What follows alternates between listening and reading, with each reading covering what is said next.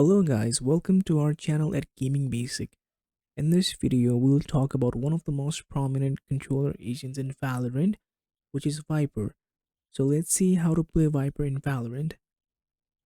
When to play Viper. Viper is one of the beta agents in Valorant and was not used mostly due to its unique signature ability Toxic Wall until the map Breeze came out. With its open space sight and long gunfights, Viper was primarily used to cut off sight when entering to take the site. Toxic Wall was really impressive to cut off the site and made it easier to fight inside. This made Viper a must pick for this map. People used Viper other abilities like Snake Bite and Poison Cloud too. On top of that, Viper's ultimate move, Viper's Pit, proved to be superior at anchoring choke point. With its popularity, Viper is used in other small map like Split, where you can cut off mid with Toxic Wall, and Bind as dual controller meta was on its peak. I hope this helps. Thank you for watching the video. To see more content like this, do subscribe to our channel and ring the bell icon.